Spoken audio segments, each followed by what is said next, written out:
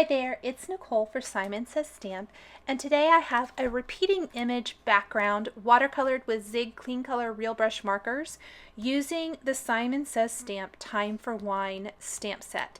In fact, everything on this card, from the background to the accent images to the greeting, is from this single stamp set.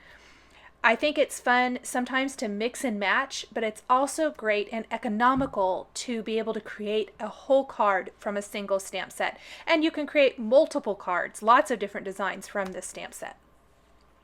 I have got an A2 sized piece of Bristol Smooth cardstock here, and I'm stamping the grapes, the large grapes image from the Time for Wine stamp set repeatedly with Versamark ink and sprinkling on white embossing powder as I go so that I can see where I've already been. Because this is white on white, it's extremely hard to see unless you add the embossing powder, and that's going to allow you to be able to see where you've already stamped so you don't accidentally overlap anything.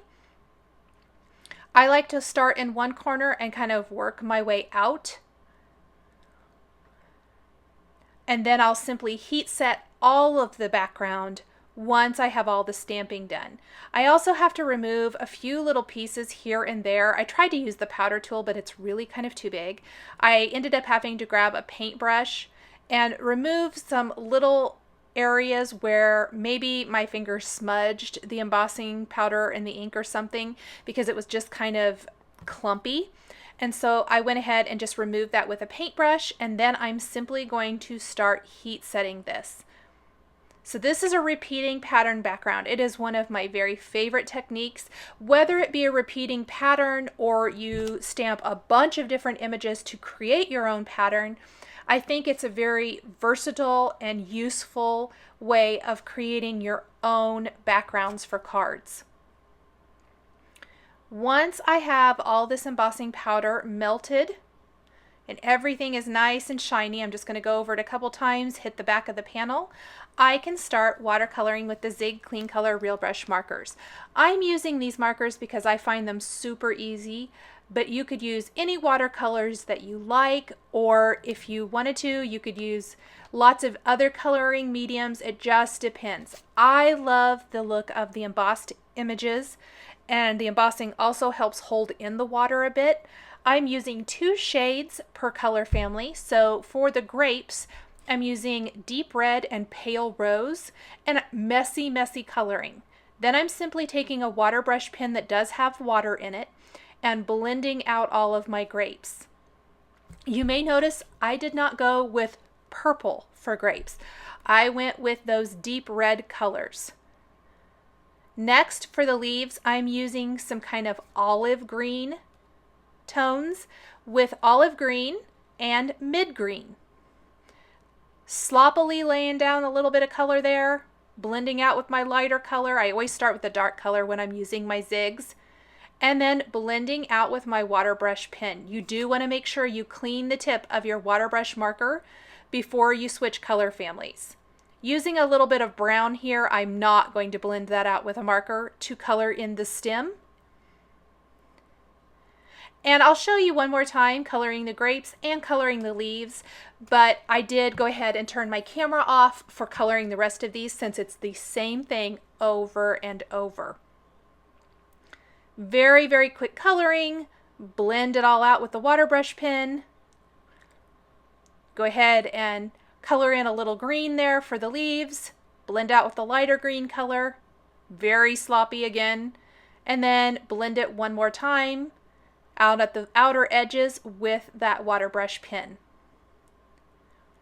The brown marker for the stems, I think if I would do this again, I would save this for later, because as I color in my background to really make these images pop, some of that bled a little bit. Not terrible, but just a tiny bit. I find that I think you get maybe a nicer background. This is very washed out color background. A lot of times I'll lay the color down and then blend it out with the water brush pen, but this time I scribbled the marker on an acrylic block and then just kind of pushed a little water or squirted a little water on my acrylic block to water that down to really get a light pink background or a light pink wash to color all the way around all of these stamped images. And this is really going to make everything pop. You're going to see the rest of the embossing on all of the areas. You're going to see the stems, but it's still nice and light. I like mine to be light. I don't like it to be overpowering. But this is going to help make those images really, really pop. A very light pink wash. I went ahead and colored a little bit more on my acrylic block. I needed a little bit more pink. And then I'm simply going to set this aside to air dry. If you wanted it to dry a little quicker, you could totally hit it with a heat tool and dry it really quick that way. So I'll finish coloring in just a few little areas here and there. I love this water brush pen. It's my favorite. Blend out any little areas that I see that still might need some color. And then I have already die cut this square using a Simon Says stamp stitched square die from a scrap of black cardstock. And then I stamped one of the greetings from Time for Wine on this square over to the right with Versamark ink, and I'm going to heat set that with white embossing powder and then heat set this. This is going to be a nice bold greeting. I want it to really stand out from the background of the card. I stamped it over to the right so that I could go ahead and stamp and die cut the bottle of wine and adhere it right there to the left of the greeting. So on a little scrap of Bristol smooth cardstock, I'm going to stamp the wine, a leaf, and then a little vine. And then not shown, but after I did all of this, I kind of felt like I needed a couple more accents. I'm going to do the group of grapes and also stamp the cork a couple of times so that I can kind of fill in both sides next to that greeting square with all these accent images. Now, these images are not embossed, so I am still going to watercolor them a little bit.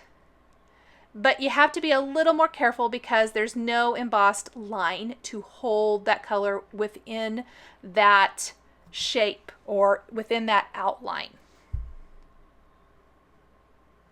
I even added a little brown to my wine bottle. That's going to give it just a little bit different color or a little darker color along the edge than the grapes to help it stand out a bit. Same greens for the leaves. And then the cork is going to be a little mustard color and a little brown. I'll die cut all of those when they're completely dry and adhere the square to the center of my stamped and watercolored background panel. Go ahead and attach the bottle of wine here right to the left of that. Kind of fill in that center area. I don't want to cover up any of the words, but I want it to kind of frame it up nicely. Attach that little vine piece. Again, making sure it doesn't cover up any of the letters or any of the words. And then tuck the leaf there back behind the vine. This is where I decided I needed that other little grouping of grapes and corks. I will go ahead and attach this to a white top fold card base. I always like to finish kind of with one of these. Go ahead and I'm going to go ahead and use the glossy accents on the bottle of wine so that that can start drying while I color in the additional images that I'm going to use here. And partway through this glossy accents bottle is really almost used up. So I switched it out for another one. And this one's going to be so much better. I love brand new bottles of glossy accents. And I kind of forgot a couple little areas to color here, so I did go ahead and color them.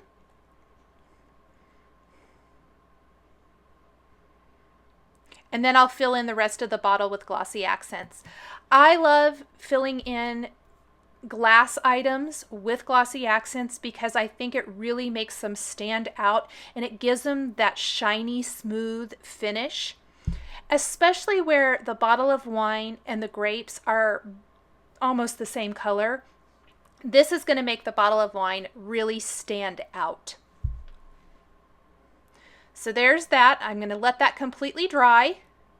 Go ahead and attach the little grouping of grapes kind of over here to the right underneath the vine and over the leaf.